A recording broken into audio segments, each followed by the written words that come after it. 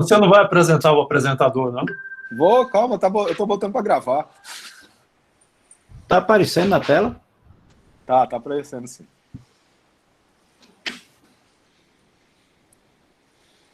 Na verdade, tá bom. Bom, então, boa tarde para todos e todas, né, presentes no nosso seminário. Estamos aí, né, dando continuidades aos seminários semanais, né, do Departamento de Física e da Pós-Graduação em Física Aplicada da Universidade Federal Rural de Pernambuco, né. Como eu já comentei, né, todos os seminários que têm sido realizados online estão disponíveis na nossa página, né, no canal do YouTube. Vocês podem achar o link para o canal lá na página do programa. Então, acessem, por favor, né, acessem o canal, compartilhem o canal. Lá tem seminários de diversos professores sobre diversos temas, né? E hoje nós temos como convidado um professor Pádua, né?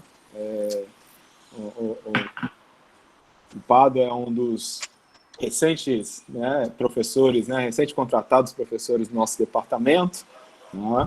E para apresentá-lo hoje, né, vou chamar o professor Fernando, né, que pode fazer uma apresentação mais formal do professor Pádua. Então, Fernando, a palavra é sua. Por favor. Muito bem. Quem foi que falou que não tinha coffee break? Eu estou tomando café com pipoca aqui em casa. Vamos lá.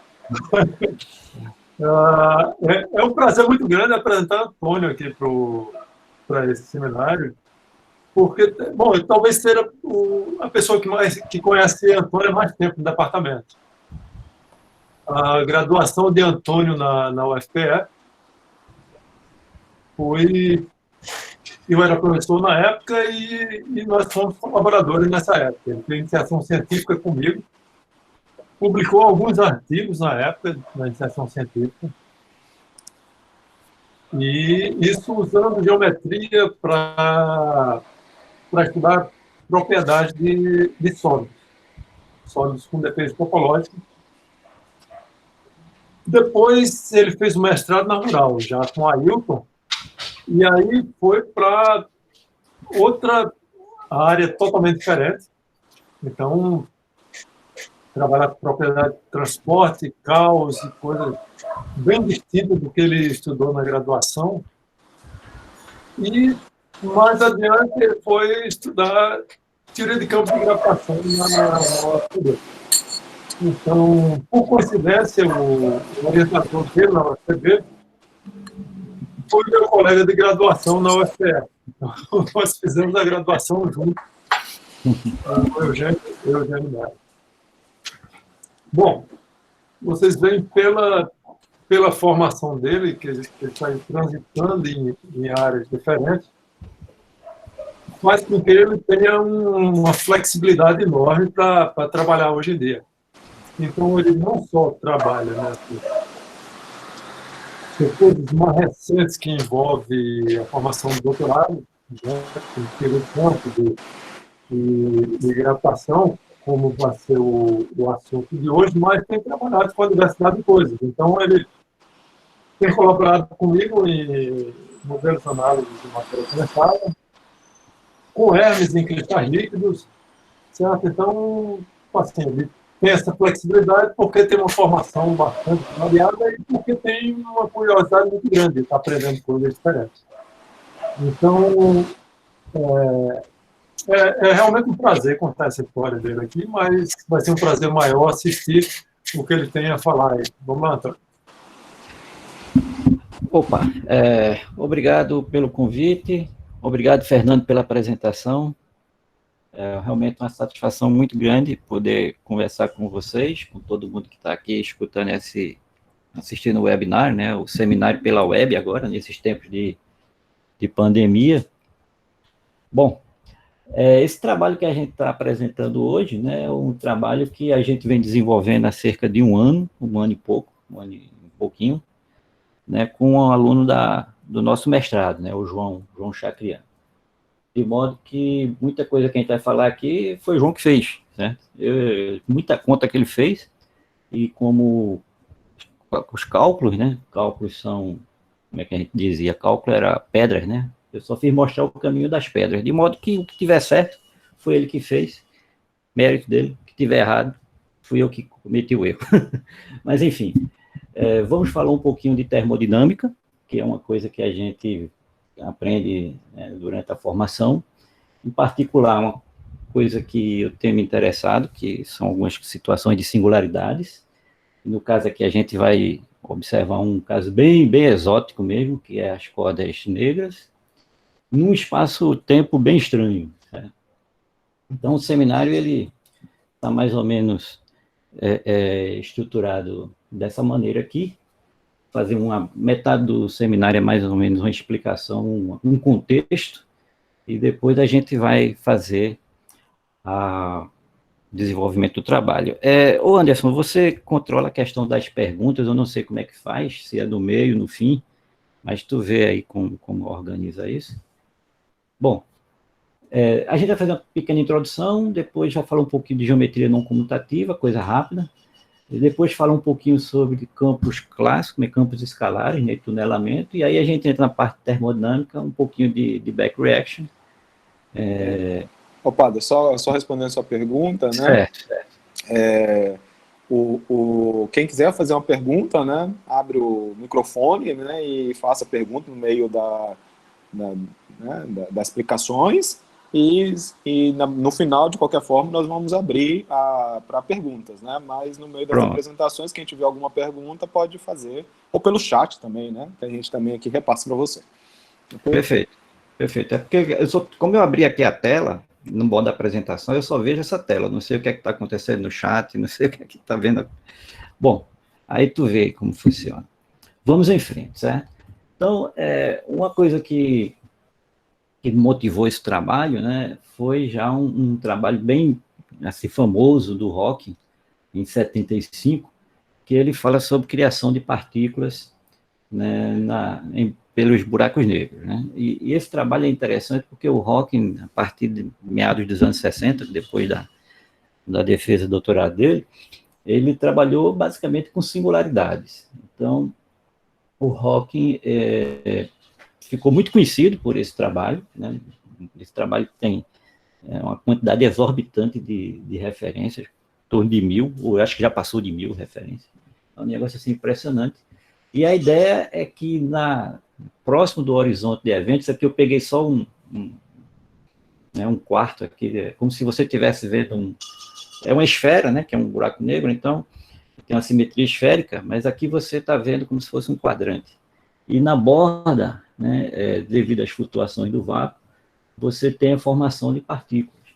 Então, você tem que uma partícula e antipartículas são formadas. Né? Então, uma cai no buraco negro e a outra ela sai do buraco negro. Essa aqui sai é conhecida como a radiação de Hawking. Né? O curioso dessa radiação é que, embora esteja muito bem estruturada, até hoje nunca foi medida.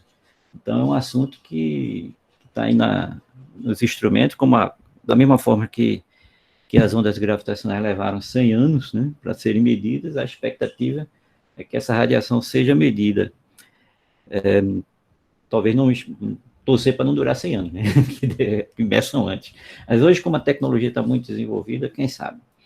Bom, a principal resultados, né, do Hawking, eu coloquei aqui de uma maneira bem simples, basicamente é o seguinte, é uma radiação que tem uma forma de uma curva planckiana, é bem conhecido, e que essa temperatura do Hawking, né, que é a temperatura da radiação, ela depende da massa do buraco negro. Tem umas constantes aí, certo? Constante da luz, G, tal, essas coisas. Eu fiz tudo igual a 1, certo? Para deixar importante que a massa. Né? A massa é quem vai ser interessante.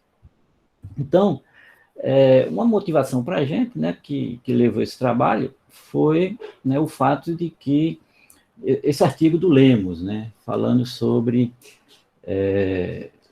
questão da relatividade geral com simetria cilíndrica, uma espécie de buraco negro com simetria cilíndrica. É estranho porque a gente só vê falar em buracos negros com simetria esféricas. A ideia desse é que seja cilíndrico, e até interessante porque discute singularidades com outras geometrias, não apenas a esférica. Recentemente, né, em 2012, esses autores, né, o Asserman e o Seyfullah, trabalharam a questão de cordas negras girantes. Estudaram a termodinâmica dessas cordas que têm carga. Do mesmo jeito que os buracos negros podem ter carga, as cordas negras também. E aqui faltou o autor, né, o Singh, né, um erro aí que eu esqueci de botar, o Singh, ele fala sobre geometrias não comutativas em cordas negras girantes. É um artigo também bem recente, 2018. Então, um tema que está aí na discussão, né? Então, é um tema que já vem há algum tempo, né? Mas retomou agora, em 2018, você vê 2012, 2018, e está em voga, está sendo discutido essas possibilidades exóticas, né? Bom, aqui tem uma métrica, assim, vocês vão ver um monte de equações, certo? Não se preocupem porque não tem conta, é só mostrando de onde vem o resultado. Então, aqui tem uma métrica que é um tipo especial de buraco negro, chamado buraco negro BTZ, que é em homenagem aos autores desse artigo, que propõe a métrica desse tipo de buraco negro, que é o Banhares, o Tate-Boyne e o Zanelli, né? Esse buraco negro, ele é interessante porque ele tem, né, vocês podem ver, 2 dimensões espaciais e uma temporal, né? Ele tem 2 mais 1. Então, ele tem a dimensão R, né? Tem o R aqui, o tempo e o φ. Não tem o Z. É como se fosse um disco, né? Na prática, geometricamente, é como se fosse um disco. Em particular, essa métrica aqui, ela tem um momento angular J. No nosso caso, nós não vamos usar o J, vamos fazer J igual a 0, que simplifica isso, mas essa aqui é a métrica geral, né? O que é uma corda negra, né? O Lemos, ele fez a dedução da métrica a partir das equações de Einstein, né? Ele fez a dedução a partir das equações de campo de Einstein, considerando a constante cosmológica, e ele conseguiu escrever. A ideia fundamental é a seguinte: imagine o buraco negro de BTZ, que ele tem só um disco, espacialmente é um disco, e agora você, né, projeta esse disco para a terceira dimensão, formando o cilindro. Então, ele é, na verdade, um buraco negro projetado em 3 dimensões espaciais, mais o tempo.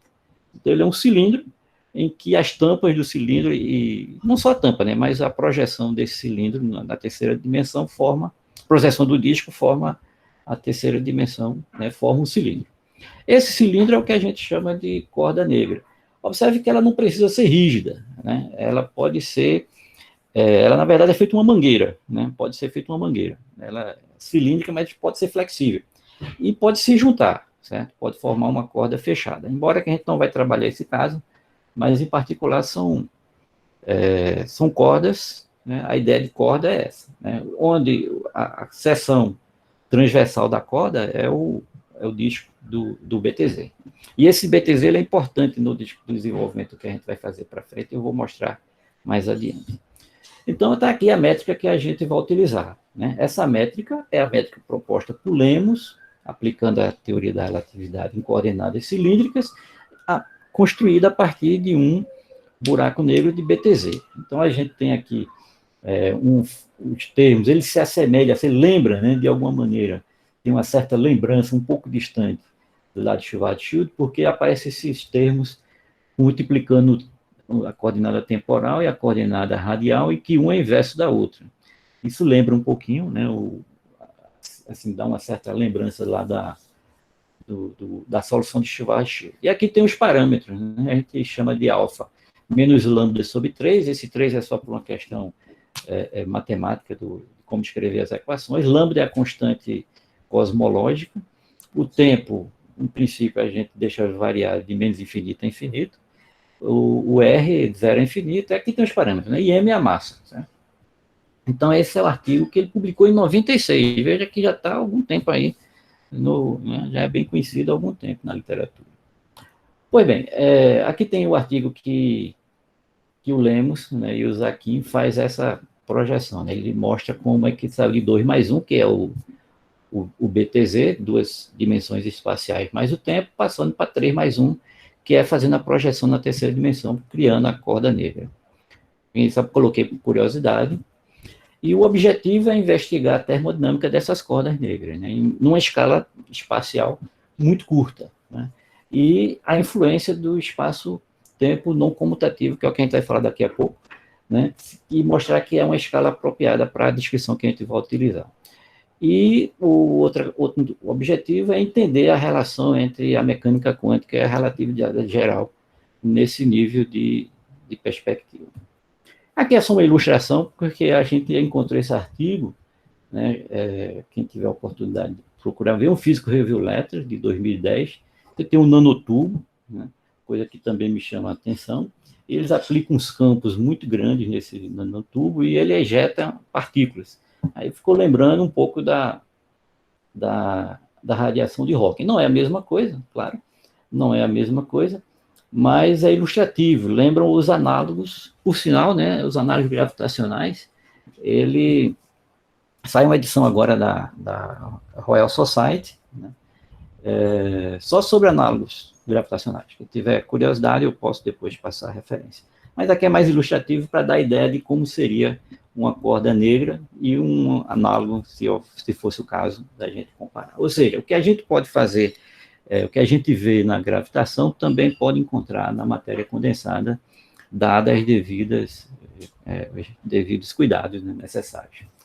Mas, enfim, essa ideia de espaço-tempo não comutativo é antiga, né, não é de hoje, é de 46, com um artigo publicado por Snyder, onde ele começa a discutir, né, como seria o espaço-tempo não comutativo. E qual é essa ideia? Essa ideia vem da mecânica quântica, né? Quando você sabe que a mecânica quântica tem uma álgebra não comutativa, né, entre os operadores, né, e a ideia é fazer a mesma coisa com o espaço. Então, você tem, por exemplo, no caso da geometria não comutativa, você tem um comutador entre as coordenadas, e os coordenadas são a gente passa a trabalhar como operadores e que esses operadores não comutam. E que, se esse comutador fosse zero, você tem o espaço-tempo tradicional, que não faz diferença você olhar os eixos, esses eixos são os mesmos, x, y, z, por exemplo, tanto faz você botar qualquer um deles, né? Qualquer um deles pode ser x, y, z. Aqui não, aqui depende. E essa dependência é uma analogia semelhante à mecânica quântica com os operadores que a gente trabalha lá, né? E esse θ, ele funciona como a constante de Planck, né? Seria o correspondente, né? Então, isso aqui é só para ilustrar, mostrar a ideia fundamental que está por trás disso. Existe toda uma álgebra por trás disso. O pessoal da matemática já estabeleceu bem né, essa estrutura matemática da geometria não comutativa. Para a gente só vai importar essa ideia, certo? Porque a gente vai pegar a ideia de que o espaço-tempo não comuta. E aí é a mesma coisa que a gente tem das relações de incerteza. Se eles não comutam, então existe uma região muito curta que o espaço-tempo ele é meio embaçado, certo? Você não tem como saber quem é x e quem é y, por exemplo, certo? Então, quem são os eixos coordenados. Ele fica muito embaçado. E isso está associado, né, ao fato de que, né, como Neumann falava, que não faz sentido você falar em ponto, né, na mecânica quântica. A região do espaço não é uma coisa muito bem definida. É essa ideia que está por trás quando a gente, né, leva a não comutatividade da mecânica quântica para o espaço-tempo. E aí a gente tem algumas discussões que vêm com relação a isso. Que uma geometria, essa aqui está mal, não foi muito boa essa frase, certo? Porque eu queria me referir a cordas cósmicas, acabou saindo teoria de cordas, não tem nada a ver com isso, mas a ideia é a seguinte, né, que a teoria de cordas e a teoria... Padre, uma só pergunta. A não comutação é nas direções x e y, né? É isso? Não, as coordenadas. As três direções. As três coordenadas. No caso espacial seria as três. Elas não são comutativas. Você pode pegar as três, você tem x, y, z, como a gente costuma trabalhar, E não faz diferença você botar um eixo X e o outro Y e o outro Z, porque eles são comutativos, mas no nosso caso não, certo? Se você disser que aquele é X e o outro é Y, se inverter, dá problema. Certo. Do mesmo jeito que os operadores na mecânica quântica. O tempo não entraria, então, aí? Só entraria só dimensões espaciais? Não, entra também. São é o espaço-tempo como um todo, né? É quase que eu perguntei, né? Que lá na mecânica quântica você tem a não comutação entre posição e momento, né? Perfeito. Aí a gente traduz Só agora... que aí não é posição e momento, aí é posição e posição, né? Posição então, e posição, exatamente isso. Isso é bem... É bem esotérico, bem aluado. É exótico tudo. É bem exótico. Mas vocês vão ver por que é isso, né? Qual é a ideia que está por trás.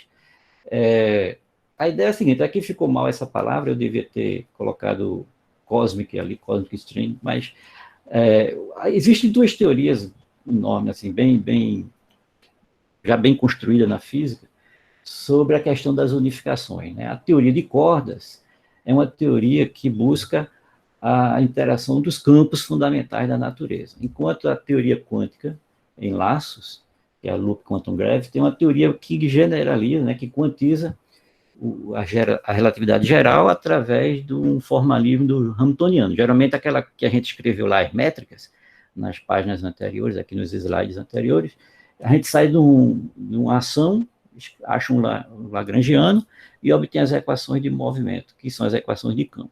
Aqui é a mesma coisa, só que você faz pelo formalismo hamiltoniano.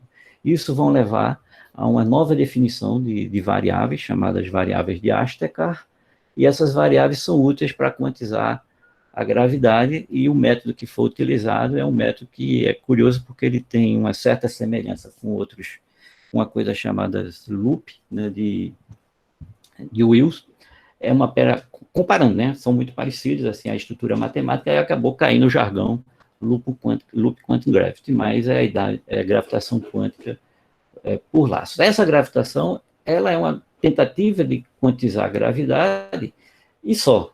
Já a teoria de cordas não, é uma teoria que busca a quantização e a unificação das interações da natureza, inclusive a gravidade nos limites que ela se aplica.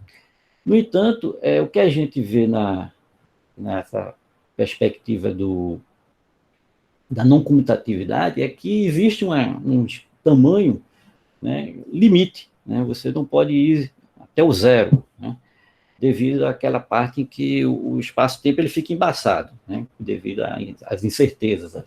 Então, a gente admite que esse tamanho é justamente o tamanho da escala de Planck, né? Então, nesse nível da escala de Planck, o espaço-tempo fica embaçado, né, ele fica lá incerto, tem o princípio da incerteza correto, né, análogo, né, para o espaço-tempo, e nessa região ele o espaço-tempo não comuta, né, e é a linguagem, né, mais adequada para você trabalhar nessa escala em que a mecânica quântica começa a influenciar na geometria, né. Então, o espaço-tempo não comutativo é o background natural para essa escala de Planck. É uma que a gente encontra nos artigos sobre esse tema. Enfim, como é que fica, então, a distribuição da matéria nesse mundo, né, nesse espaço-tempo fuzzy, né?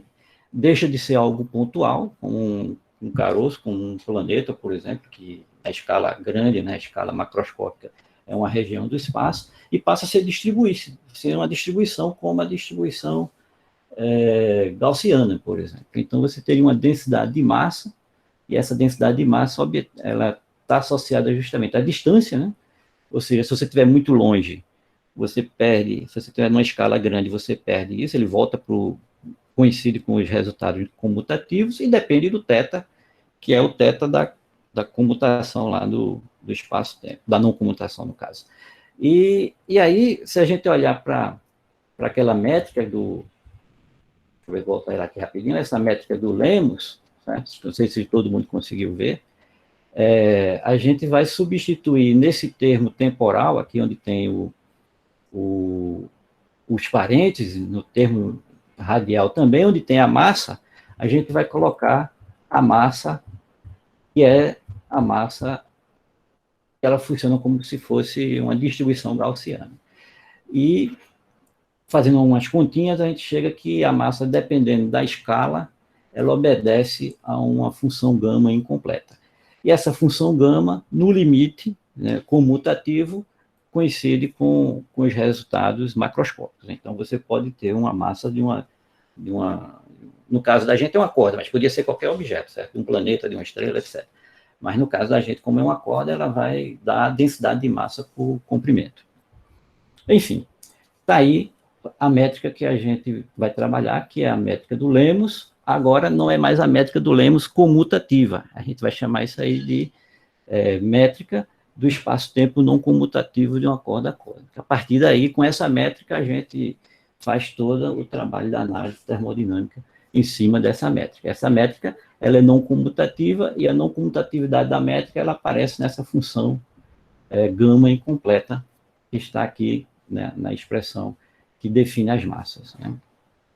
Enfim, uma pequena abstração, se você observar aqui esse termo entre colchetes, você consegue determinar um horizonte de eventos, que a gente vai chamar de R+, correspondente ao buraco negro de BTZ, que é quem define, né, o tamanho, assim, o disco, né, define a corda, né, o raio da corda. Então, ali naquele horizonte de eventos, ela pode ser determinada agora com o fator do gama aqui, que é o fator que envolve a não comutatividade devido ao θ que aparece na função. E aqui é só para mostrar a massa, como é que ficaria nesse caso, né? Uma massa que ocorreria ali, a massa da corda negra, vamos dizer assim, em cima do horizonte, né? Então, o que é que nós vamos fazer, né? A gente vai considerar, né, que a partícula, né, a emissão de partícula, como um tunelamento quântico, né, no horizonte de eventos. E, com isso, a gente vai usar uma técnica, né, e você pode fazer isso por duas formas. Um é usando teoria quântica de campos, dá um trabalho dos demônios, foi o que o Hawking fez, mas a gente viu que dá para fazer usando o método de Hamilton-Jacobi, que você aprende lá em mecânica clássica, certo? Então, mas aí você vê a importância do curso de mecânica clássica, certo? Com Hamilton-Jacobi você pode estudar, né, a temperatura e emissão de partículas, toda a termodinâmica de buracos negros e cordas negras. Então, reforçando aí para os estudantes, se estudem bem mecânica clássica, porque é muito importante. E depois disso a gente vai fazer umas discussões acerca da termodinâmica, o que é que a gente pode tirar daí. Eu vou andar, porque tem um bocado de coisa para mostrar, que é agora que terminou a parte de contexto, e vamos entrar no que foi que a gente fez. Bom, a gente pega a equação do Klein-Gordon, certo? Nesse espaço, está aqui a métrica. Pada, só uma pergunta. Você falou aí que você teve que quantizar o sistema para usar a termodinâmica, né? Então, vocês quantizam aquela métrica, né? E vai aplicar a termodinâmica. Mas, assim, aí eu pergunto, mas você poderia fazer um estudo termodinâmico sem quantizar? Pode. A ideia não é quantizar a métrica em si. A ideia é o campo escalar, que está aqui, deixa eu ver se eu acho. Esse campo escalar, ele vai influenciar na termodinâmica do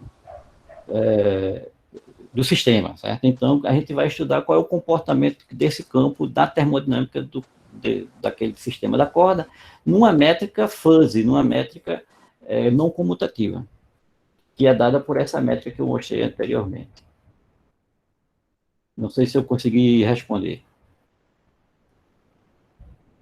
Tranquilo, entendi.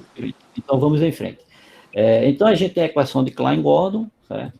A gente vai usar um ansatz muito conhecido, que é escrever a função de onda como sendo a exponencial da ação.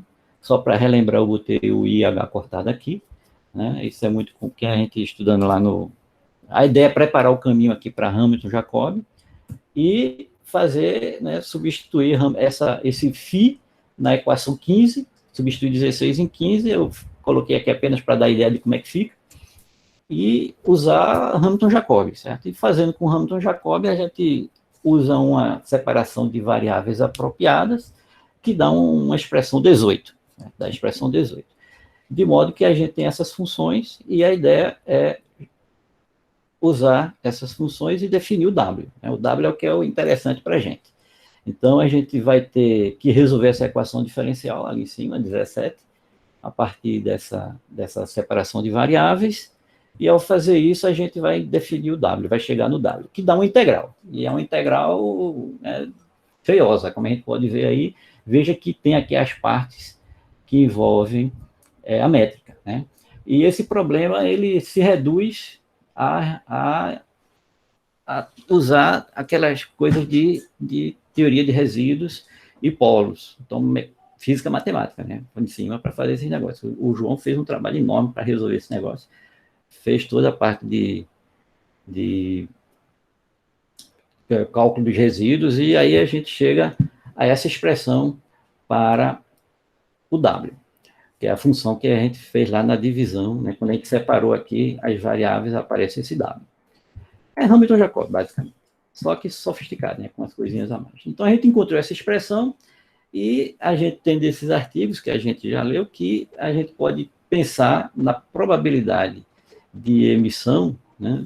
Ou seja, que a partícula está sendo emitida lá da borda, né? do horizonte de eventos, através dessa expressão, onde esse termo aqui é a parte imaginária do W, no caso a gente quer o mais, porque é da emissão, e ao fazer isso, a gente encontra uma coisa desse tipo, né? Aqui está a equação da probabilidade de emissão, uma exponencial que vai com... Você observa que se a gente comparar isso aqui, comparar com o peso de Boltzmann, né, usado por Boltzmann lá, a gente vê que esse termo aqui, olha, aqui tem o -1, então o que está aqui dentro desses colchetes está dividindo, então isso aqui tudo é a temperatura. Então aqui embaixo vai aparecer a temperatura. Então a gente tem que a temperatura aqui, comparando com o fator de Boltzmann, a gente chega à temperatura de Hawking para uma corda negra na borda lá, no horizonte de eventos, a gente consegue determinar a temperatura dele. E observe que está aqui os termos que envolvem a não comutatividade do espaço-tempo. Gama, função gama incompleta, e a derivada dela, né? Se a gente usar a massa que a gente definiu anteriormente aqui dentro, a gente chega a essa expressão mais simples para a temperatura de Hawking, né? E que se você usar o limite não comutativo para o caso comutativo, ou seja, se você aumentar muito essa escala, você sair do limite do tamanho lá do comprimento de Planck, você chega a uma equação da temperatura de Hawking, que é dada por essa expressão 26. Então, a gente conseguiu determinar a temperatura de Hawking de um buraco negro, que no caso não é bem um buraco negro, uma corda negra, né, uma analogia, para o caso cilíndrico, ou seja, você mostra que as equações de Einstein funcionam para o caso cilíndrico, e, além disso, você consegue mostrar que é possível, devido à existência de um horizonte de eventos provocado pelo buraco de BTZ, buraco negro de BTZ, que fica nas tampas do cilindro, da corda, você consegue mostrar que lá também tem uma temperatura, e que essa temperatura pode ser generalizada para o caso do espaço-tempo não comutativo, que deve ocorrer mais ou menos lá no tamanho da escala de Planck, né? E quando a gente faz o limite, volta para o caso comutativo, que é um caso conhecido da literatura. Então, o nosso resultado bateu com a literatura no limite comutativo, e, além disso, a gente consegue mostrar o caso não comutativo. E aqui a gente tem um gráfico, né, mostrando qual é o comportamento da temperatura em relação ao raio, o tamanho do horizonte, à medida que você vai se afastando. E aqui um fator de escala, esse θ, raio de θ, é só para a gente eliminar o problema de dizer quem é θ, vamos eliminar isso. Então, acabou a gente fazendo uma maneira de dividir o θ, escalar, reescalar em termos de raiz de θ para facilitar as contas, e a gente tem um gráfico mais... Né? Observe que, à medida que o θ vai aumentando, a gente vai tendo a função, ela vai aumentando também. Então, aqui no primeiro, nas linhas contínuas, correspondem ao caso comutativo. E nas linhas tracejadas, ao caso não comutativo. Então, quando esse θ é muito grande, né, você pode pensar no limite comutativo, ele seria retas, como a gente está vendo aqui. A temperatura vai linearmente com a distância. No caso não comutativo, aparecem ele é um pouco mais oblado, né? Ele sai um pouco da reta aqui e aparece essa curva, ela sai da medida que vai chegando no zero. Bom, o próximo passo é calcular a entropia, e aí seguir o caminho natural de como a gente define a entropia como a integral, no caso vai ser da energia em relação à temperatura, a energia aqui é transformada em massa através da equação MC2, a gente faz as contas, cai nessa integral aqui, que vai depender da distância, claro, da distância que você está do buraco negro, no caso da corda negra. Me refiro ao buraco negro porque ele é definido pelo BTZ. E observe que aparece no denominador o gama, que envolve o termo de não comutatividade, que é o θ. Se a gente fizer o caso em que vai o limite comutativo, aí essa integral é solúvel e a gente encontra uma entropia que vai com o quadrado do raio, né, do horizonte de eventos. O que é interessante porque a entropia vai com a área, né, no caso que o Hawking mostrou, e o nosso resultado também. Ele tem um quadrado ali do raio, está associado a uma área, tem um πr ao quadrado. O alfa é o termo devido à corda negra. Se é uma corda negra, então é como se fosse um defeito topológico com raio, certo? Com tamanho. Então tem cilíndrico no caso, né? Como se fosse uma corda cósmica cilíndrica, com raio, não ideal. No nosso caso, quem faz esse raio é um BTZ, é um buraco negro de BTZ. E para nossa surpresa, e agradável surpresa, a entropia vai com a área, que é interessante, porque isso tem a ver com a consistência dos resultados do Hawking também. O próximo passo foi calcular a capacidade calorífica. A ideia mesmo que você aprende lá em mecânica estatística, termodinâmica e mecânica estatística, mesma coisa, só que a gente vai alterar aqui os valores para o nosso problema. Então, a gente fez as definições que a gente vê lá em termodinâmica, e ao fazer as substituições da massa, né, e fez as derivadas em relação, né, deriva a entropia em relação à temperatura, e, consequentemente, a gente encontra esse resultado para a capacidade calorífica da corda negra. E aí aparecem derivadas segundas dos gama, derivada primeira, fica um negócio mais trabalhoso.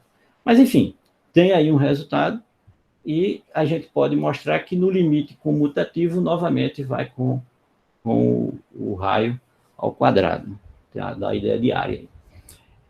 E aqui estão os gráficos correspondentes à capacidade calorífica, tanto no caso comutativo, quanto no caso não comutativo. E as linhas contínuas são os comutativos.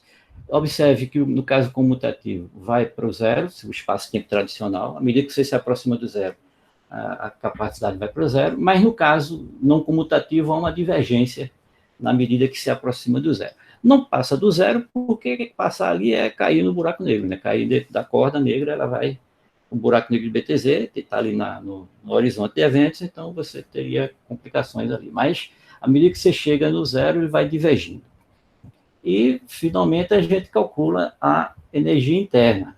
Dá para fazer também, você define a energia interna, como a gente conhece lá na mecânica, na termodinâmica, mas aqui a gente fez o que é mais ou menos tradicional na área, usar o fator de Thoma, que é dado por essa expressão, e esse f de r nada mais é do que a componente temporal da métrica. Fazendo as devidas substituições, obviamente não faz sentido fazer aqui, eu só vou mostrar o resultado, você tem a energia interna da corda. Né? Ou seja, a gente estava preparando uma teoria termodinâmica para isso, mas requer tempo para fazer todas as 3 leis da termodinâmica, nesse caso, para as cordas negras. Não deu para fazer tudo, mas deu para fazer muita coisa.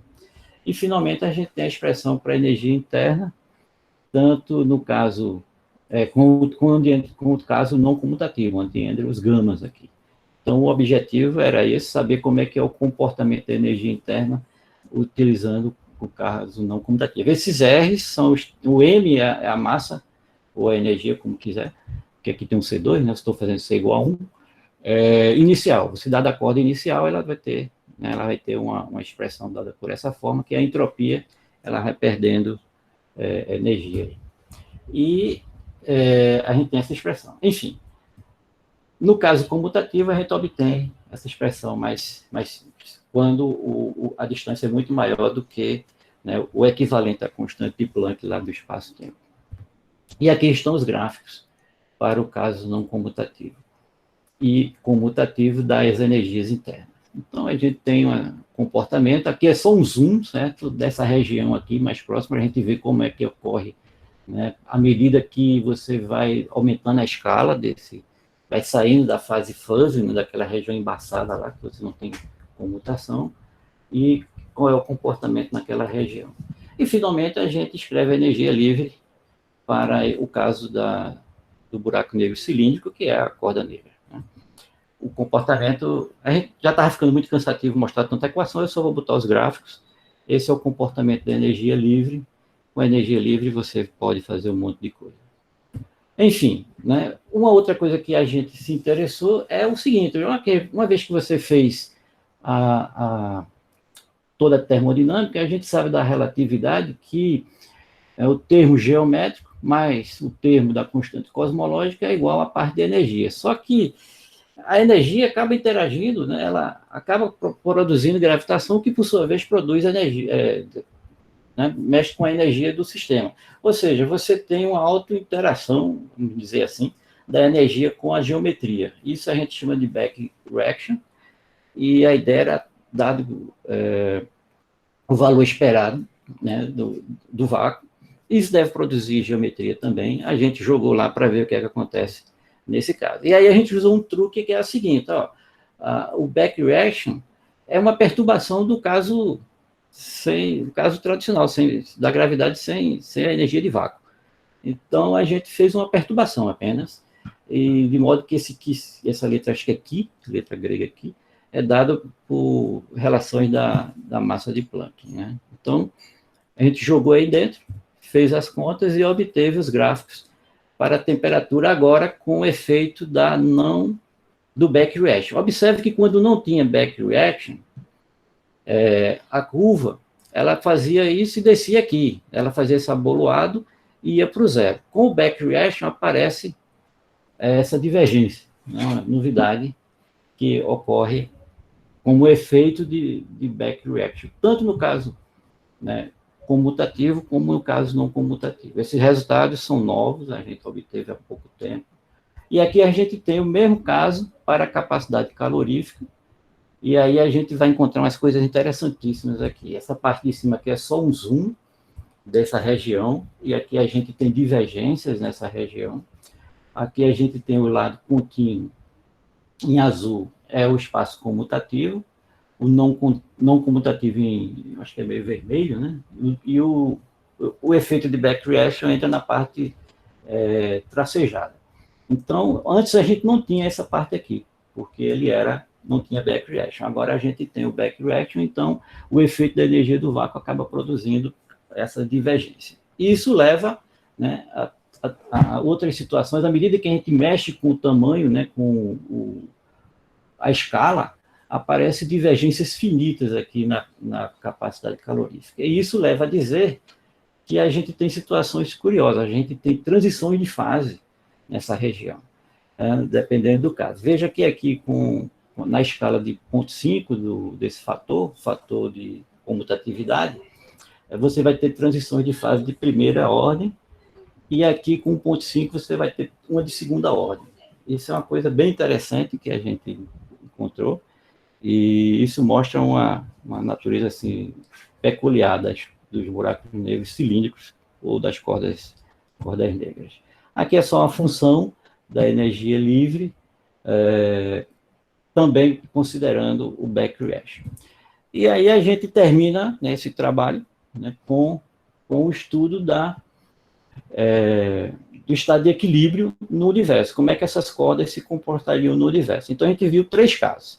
Primeiro caso, o espaço vazio, ou seja, só tivesse a corda cósmica, o black string, lá, a corda negra, sozinha, como é que o comportamento dela lá, termodinâmico, no caso, comportamento termodinâmico. Depois, já ela tendo como um ambiente térmico preenchido pela radiação cósmica de fundo e acorda lá. Ela vai interagir agora com a radiação cósmica de fundo, vai entrar em equilíbrio termodinâmico e a gente vai estudar isso. E depois a gente viu a variação, a evolução da radiação cósmica de fundo e a corda negra lá, nas 3 situações, a era de radiação, a era de matéria e a era da energia escura, que é hoje. Isso é evolução temporal, isso mostra que para cada fase dessa, alguém dominava. Então, nesse primeiro momento, você tem o domínio da radiação, depois da matéria e depois da energia escura. Então, a gente usa Stephen Boltzmann, certo? E vai desenvolver a partir dessas temperaturas, só que agora a gente vai considerar a temperatura de Hawking. Nesse caso, que é o primeiro caso, o espaço é vazio, então a gente tem só a corda negra, e aí a gente vê como é que é a radiação dela, ela vai, a radiação de Hawking nesse sentido. E a gente obtém uma expressão da partida, eu só vou botar o resultado, porque é muita conta para mostrar isso, o seminário já tem conta demais. Então, a gente chega uma equação dessa natureza aqui, a equação diferencial, onde M, esse M0 é a massa inicial, a energia inicial concentrada lá, e a gente vê que tem esse comportamento aqui, Então, o comportamento vai caindo com o tempo, ou seja, a massa vai diminuindo, ela vai perdendo massa, ou perdendo energia, vai irradiando lá dentro.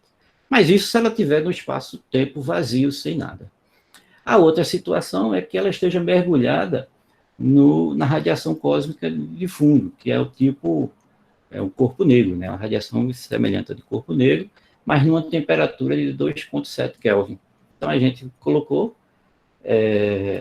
na equação de novamente do Stephen Boltzmann, resolveu essas equações, obteve uma nova equação diferencial e fizemos para vários valores de massas iniciais. E todos eles apresentam um comportamento interessante, elas vão convergindo aqui. Esses campos que estão por trás, aqui você tem as curvas para massas diferentes, massa inicial diferente, e isso aqui mostra como é que ocorre o comportamento. Então, ela tem um comportamento assintótico, ela vai perdendo massa até um limite.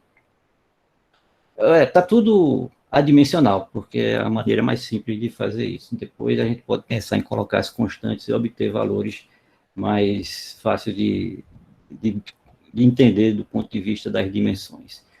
E, finalmente, a gente vê a parte da evolução. A parte da evolução, no tempo da radiação, que era ali mais ou menos até da ordem de 300, 2,9 10 a 4, dá o quê? 10 mil anos, mais ou menos. Não, 300 mil, aproximadamente. A gente tem... Essa expressão é dada por cosmologia, é fácil de fazer isso, não é difícil chegar a esse valor. O que interessa para a gente, na verdade, é o TR, para poder... deixa eu voltar aqui. Para poder jogar aqui no valor, em vez de ser a CMB de hoje, é a CMB da era de radiação. Então, a gente precisa saber quanto é a temperatura lá naquela época. Que a partir das cálculos de cosmologia, a gente tem essa expressão. O que a gente fez foi substituir, e veja que depende do tempo, E, ao substituir, a gente obtém aqui os valores através de uma equação diferencial, resolve essa equação diferencial numericamente, não é fácil resolver na mão, mas sai numericamente, e esses resultados mostram novamente uma convergência, agora num valor mais abaixo. Cada curva dessa é um valor de massa inicial diferente. Então, a gente tem 3,5, 2, 1,5, que são esses gráficos aqui. Todos eles vão mostrando que a corda vai perdendo energia, ou seja, perdendo massa. Na época de matéria, que ocorreu nessa fase aqui, de anos, nesse período aqui, nesse intervalo de tempo, novamente a gente tem aqui a temperatura da era de matéria, e substitui e obtém esses gráficos aqui, que obtém uma nova equação diferencial e resolve numericamente, e a gente fez aqui para vários valores de massa inicial, e novamente aparece uma convergência aqui, ou seja, ela vai perdendo massa até um certo limite. E, finalmente, o tempo atual, que é de bilhões de anos, a gente tem essa expressão para a temperatura, e com esse valor a gente obtém uma nova equação diferencial, lá da equação de Stephen, e obtém aqui a massa em função do tempo. Veja que ela vai perdendo massa. Enfim, conclusões, né? Nesse trabalho a gente obteve as correções termodinâmicas, né, para as cordas, né, na escala de escala comprimento da ordem de Planck. Isso leva a considerar os efeitos da não comutatividade do espaço-tempo, né? A gente conseguiu reescrever as leis da termodinâmica, algumas delas conhecidas, mas nesse contexto agora, incluímos o efeito de back reaction, e finalmente a gente fez a interação num banho térmico com as situações conhecidas para o espaço-tempo. Eu acho que, como previsão para o futuro, a gente pode continuar a estudar os efeitos da não comutatividade nessa geometria cilíndrica. Eu acredito eu acho que já está todo mundo com a cabeça cheia de conta aí, né? Então eu vou terminar por aqui. Muito obrigado a todos, e é isso. Ok, muito obrigado, Pádua. Sim, eu só esqueci de dizer uma coisa, desculpa. Esses resultados serão submetidos ao Physical Review Day agora em agosto.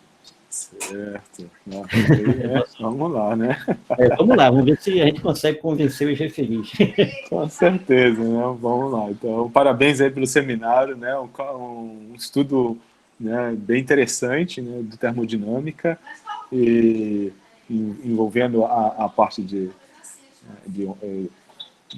buracos negros, etc., né? Toda essa parte de cosmologia, né? Para mim foi ótimo, né? Que é bom que eu aprendi um bocado de coisa aqui que eu nunca tinha estudado, visto, né? Então, tirou algumas dúvidas. Mas antes de eu fazer alguma pergunta, eu tenho algumas, vou abrir, né, para quem quiser fazer perguntas, questões para o professor Pádua, né? Tá aberto aí, podem abrir o microfone, quem tiver, né? Um de cada vez, por favor. Mas quem tiver qualquer pergunta, questões, por favor, pode fazer aí ao professor Pádua. Está aberto para discussões e debates. Oi, Antônio. Eu posso falar? Sou o professor Marconi, tudo bem? Veja só, só uma dúvida que eu fiquei aqui em mente. O sistema termodinâmico, né? A temperatura que você obteve, a gente pode dizer que é uma temperatura efetiva, né? Do sistema. Porque eu estou perguntando isso? Porque em teoria quântica de campos, né, que é estudado, geralmente é a temperatura zero, né? Uhum. E depois existem outras abordagens para uma temperatura, para a introdução de temperatura finita, e existem também outros esquemas, né? Eu estou querendo se porque existem em teoria de campos, em teoria quântica, outros procedimentos para estudar a quântica a temperatura finita. Se esse é o mesmo, é comum, ou é uma temperatura efetiva, ou é uma temperatura... O que a gente fez foi o seguinte: isso foi uma ideia que surgiu, né, a partir dessas leituras dos artigos, e a gente tem um projeto de pesquisa do nosso estudante, o João Chakri. E ele está no mestrado, então a gente não pode ir muito longe, porque, primeiro, o tempo e a questão da formação. Então, o que a gente fez? A gente fez uma espécie de um truque que é comum nesse tipo de análise, que no lugar de fazer toda aquela parte de teoria quântica de campos, como é comum fazer, para análise de termodinâmica de buracos negros, essas coisas, a gente fez usando o Hamilton-Jacobi. Porque o segredo era achar a temperatura de Hawking, né? Se a gente conseguisse achar a temperatura de Hawking, a gente conseguiria ir em frente, porque é meio que algoritmo, sabe? É você seguindo o caminho, dada a temperatura, vai em frente. O problema era chegar na temperatura. Então, a ideia, né, que tinha um tempo razoável para ser feito, era usar um caminho que fosse mais curto. E o caminho mais curto não era abordar a teoria quântica de campos hardcore, como a gente diz, né? O jogo duro. A gente tem que fazer um truque. E o truque foi usar Hamilton-Jacobi. É o método de Hamilton-Jacobi que você aprende lá em mecânica clássica. E aí a gente desenvolveu da mesma coisa e obteve, que isso já é conhecido da literatura também, é uma maneira de fazer. Então a gente... Também, eu só queria saber, só porque eu não sou da área, se é esperado que por esse outro caminho mais ortodoxo, vocês poderiam verificar os mesmos resultados? Mesmo resultado. Os resultados, né? Os que a gente tem feito para comparar, tanto no caso dos buracos negros esféricos quanto cilíndricos, até onde foi feito, porque nem tudo está feito, boa parte desses resultados que eu apresentei agora são inéditos, né? Então, alguns são comparativos. Quando a gente joga, o que é que tem de mais novo aí? É o fato de não ter, considerar o espaço-tempo comutativo. Se você joga para o espaço-tempo comutativo, parte das coisas já foram feitas. No espaço-tempo não comutativo, não tem nada feito, quase nada. Então, essa é a novidade. E quando a gente faz a aproximação comutativa, né, a escala de tempo, a escala de espaço que dá o comutativo, os resultados que já tem, utilizando inclusive teoria quântica de campos, também coincidem com os nossos. Então, assim, é uma outra forma de fazer, e o que é que tem de novo? É considerando o espaço-tempo não comutativo. E aí a gente reescreveu a termodinâmica para esse sistema. E depois fez o equilíbrio térmico em um banho térmico aí da radiação cósmica de fundo. Enfim, não tem nada de... Assim, do ponto de vista da teoria quântica de campos, dava para fazer, dá um trabalho de demônio, mas eu acho que seria mais adequado para um programa de doutorado. Né? Professor. Obrigado pela resposta. Por nada. Ok. Outras perguntas? Mais alguma Eu tenho uma pergunta. Olha lá, Fernando. Eu tenho uma pergunta. Antônio, eu imagino que para buracos negros de simetria esférica, muita coisa também foi feita, é claro, né? Aquelas transições de fase que vocês observaram, aparece, por exemplo, quando você tem Schwarzschild? Quando tem? Um buraco negro Schwarzschild, que é uma... Os buracos negros esféricos? Quando você tem um buraco negro esférico. Cortou, Fernando, no sinalzinho. Não, o que eu estou perguntando é o seguinte: a transição de fase que você observa aparece também quando se estuda problemas parecidos com buracos negros esféricos, ou é uma característica dessa simetria cilíndrica aí? Não, aparece, mas um comportamento um pouco diferente, por causa da simetria geométrica, né, devido à geometria. Mas tem também umas situações desse tipo, porque são transições de tunelamento, então ela vai acompanhar. Algumas dessas contas só existem no comutativo, então não sei dizer se acontece no não comutativo, no caso esférico. Algumas coisas disso que a gente encontra na literatura, tudo no espaço-tempo comutativo, algumas coisas não comutativas, mas não chega nessa parte do cálculo da capacidade calorífica. Então, a gente não tem uma análise completa, mesmo sendo esférico. Então, no não comutativo, eu só sei fazer o que a gente fez. Então, no outro caso, eu imagino que até onde foi feito, ocorre a transição de fase, mas nem sempre, né, não é coisa tão direta, não. Eles fazem muita coisa com teoria quântica de campos, então tem que se dedicar um pouquinho para entender como é que chega nesses valores termodinâmicos. Enfim, no esférico, eu lembro que a gente tem não comutativo até temperatura